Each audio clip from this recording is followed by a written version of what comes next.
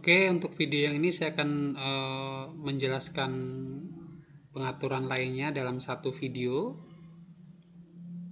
Jadi ini pengaturan globalnya ya. Yang pertama saya akan masuk ke bagian pengaturan global di sini. Fungsi dari pengaturan global di sini yang pertama adalah untuk memilih editor. Jadi di WordPress ini ketika kita menulis konten itu nama editornya disebut editor blog dan itu menggunakan Gutenberg ya, di sini Gutenberg. Ini yang disarankan dan dijadikan default oleh WordPress sekarang adalah seperti ini. Misal kita masuk ke post, kemudian kita buka salah satu post. Nah, tampilan blog itu kurang lebih seperti ini ya. Tapi jika kita kurang nyaman atau mungkin biasanya ada beberapa hosting yang bermasalah dengan editor blog, di mana ada error saat menyimpan artikel, atau lebih nyaman dengan editor lama, kita bisa pilih di sini classic editor. Oke, kita terbitkan. Nah, nanti kalau kita menulis artikel atau konten, tampilannya akan berubah menjadi tampilan penulisan artikel model lama. Ini lebih ringan dan lebih minim dari masalah, tetapi mungkin tidak selamanya disupport oleh WordPress. Kemungkinan suatu saat ini akan dihapus total. Tapi masih ada plugin ya, mudah-mudahan pluginnya ini masih bertahan bagi yang ingin kesederhanaan masih bisa menggunakan. Oke, saya kembalikan lagi ke editor blog. Lalu di sini ada pengaturan font, font global, artinya font untuk mengatur keseluruhan font. Jadi keseluruhan font artinya di sini ada font-font misalkan di dalam konten, font utamanya ya. Kemudian di sini ada heading font, jadi heading ini untuk mungkin judul seperti ini, heading yang besar-besar. Lalu di sini ada pengaturan warna global. Pengaturan warna silakan nanti disesuaikan sendiri. Ini latar, kemudian warna tag dan warna tautan. Jadi saya coba jelaskan. Misal di sini ada warna latarnya putih, kemudian warna tagnya hitam, dan kalau ada link warnanya hijau. Oke, ini bisa dirubah sendiri. Lalu di sini ada gambar unggulan default. Oke, ini misalkan kita membuat artikel dan kita lupa mengatur gambar unggulan, kita bisa ganti gambarnya di sini ya. Misalkan gambar kincir angin ini. Jadi ketika nanti kita misalkan lupa memberikan sebuah gambar di artikel, otomatis gambar yang ada di sini yang akan muncul. Begitu juga untuk halaman yang kita share, ketika sebuah halaman tidak punya thumbnail seperti halaman misalkan pencarian kategori, nah gambar yang bagian ini yang akan muncul ketika di share. Oke, untuk menyimpan klik pada terbitkan. Oke, pengaturan global sudah, kita kembali menu tadi sudah. Nah, di sini ada after header. After header ini adalah lokasi di bawah dari home, maaf, di bawah dari header ya di sini. Jadi di sini tema wisata dan satu lagi safari. Di bagian bawahnya ini ada sebuah lokasi yang kalau kita tambahkan gambar di sini, bisa saya tambahkan gambar ini. Oke, kemudian terbitkan. Kita bisa lihat hasilnya nanti di bawah dari menu. Nah, seperti ini. Oke, gambarnya bisa disesuaikan. Misalkan mau membuat gambar yang lebih kecil, bisa dipotong atau siapkan gambar yang lebih kecil. Misal seperti ini. Oke, saya coba contohkan gambar yang lain yang agak besar. Oke, kemudian disimpan. Nah, hasilnya seperti ini. Oke. Jadi untuk gambar yang rapi mungkin perlu dipotong atau siapkan gambar yang lebih kecil. Jadi nanti gambar after headernya akan muncul di bawah header dan di atas kolom pencarian. Oke, ini juga berlaku untuk layout Safari. Oke, sudah after header sudah, kita ke pengaturan slide. Nah, slide besar yang ada di beranda ini punya ukuran tertentu, dan ukuran ketika kita upload akan mengikuti ukuran yang di sini. Di sini ada 1600 kali 1200 kali 600. Jadi ketika kita mengupload berapapun gambar ukurannya, nanti ralat ya. Jadi kalau di sini 1200 kali 600, maka ketika kita akan upload gambar untuk slide harus ukuran minimal sama atau lebih besar. Jangan lebih kecil. Kalau lebih kecil dari sini di sini otomatis nanti gambarnya tidak rapi, ada yang tinggi, ada yang rendah. Nah, jika lebih dari 1200 atau 600, otomatis sistem akan melakukan pemotongan agar berukurannya menjadi 1200 kali 600. Dan untuk pengaturan ini bisa diganti kapan saja ya. Jadi misal webnya sudah jalan bisa diganti. Tapi di sini ada catatan penting.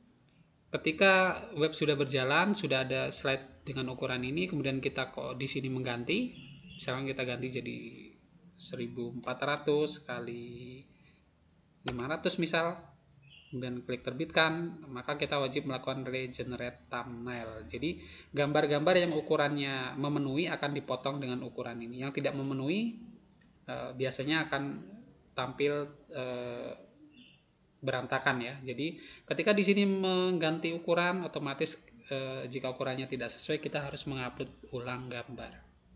Saya kembalikan lagi 1200 kali 600. Kemudian pengaturan halaman arsip. Oke, ini lebih ke pengaturan warna ya. Yang disebut halaman arsip ini adalah halaman berita seperti ini. Kemudian misal halaman paket wisata adalah halaman arsip. Nah, di sini adalah pengaturan warnanya. Kemudian halaman single paket. Oke, single paket berarti adalah halaman single untuk paket. Nah, seperti ini keterangan paketnya di sini. Ini yang disebut halaman single. Nah, kita di sini ada pengaturan form WhatsApp. Oke. Untuk mengatur bagian ini. Jadi di sini sudah disediakan shortcut. Ini harus masuk semua ya, tidak boleh ada yang tertinggal. Jadi misal mau menggunakan teks sendiri, misal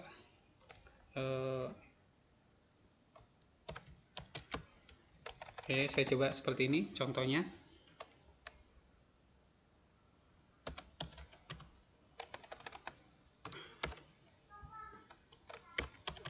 Order. Oke, nama paket kita copy yang ini.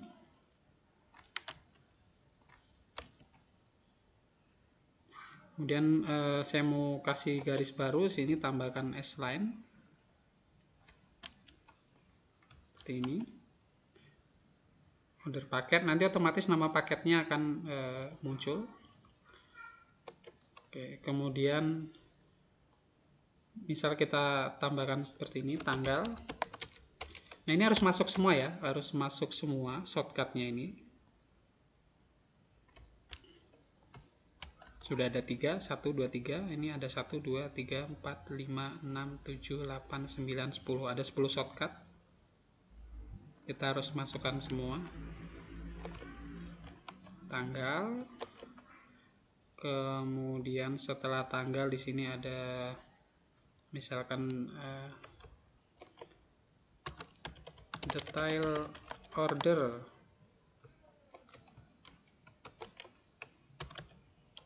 Dewasa, kita tambahkan shortcut dewasa. Kemudian anak. Oke, diberi S-line dulu untuk memberikan garis baru. S anak.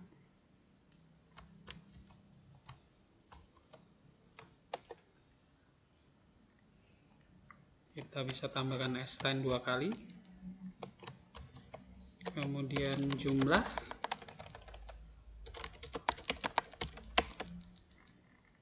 S jumlah. Seperti ini. Lalu saya tambahkan lagi S-line. Nama pengorder. Ini tagnya bisa disesuaikan sendiri ya. Saya hanya memberikan contoh.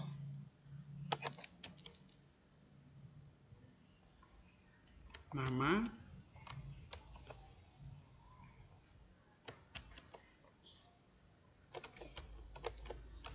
alamat, oke, nama, alamat,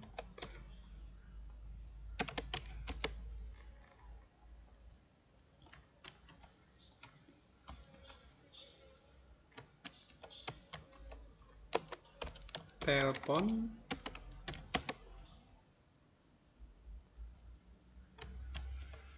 oke, dan satu shortcut lagi belum masuk ya.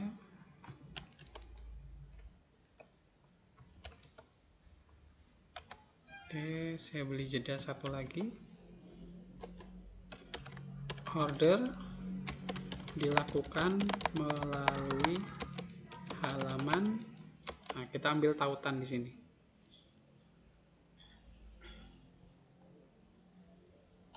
Oke.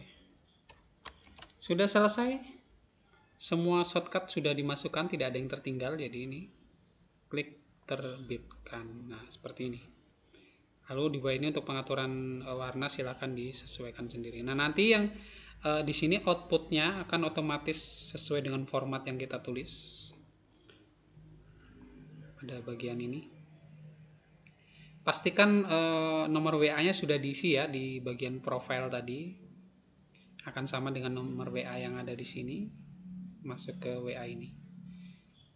Oke, single sudah, kita ke tag berjalan. Nah, ini fitur teks ini ada dimunculkan, ada tidak di bagian. Oke, kita pilih berita. Di sini ada tag berjalan. Bisa diisi di bagian ini. Gunakan shortcut juga jika mau. Misalkan seperti ini.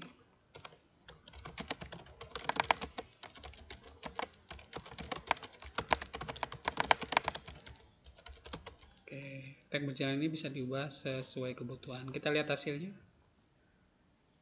Tag berjalan ini bisa diubah sesuai kebutuhan. Kemudian halaman 404 ini bisa disesuaikan. Kita mau tambah gambar atau heading ya. Dan yang terakhir di sini ada area footer. Footer kita scroll paling bawah, bagian ini ya. Kita bisa ganti tagnya. Oke. Misalkan saya tetap mau tulis ini tapi dikasih link. Nah, untuk membuat link kita gunakan shortcutnya ini shortcut untuk membuat link. Kita isi di sini cius.com.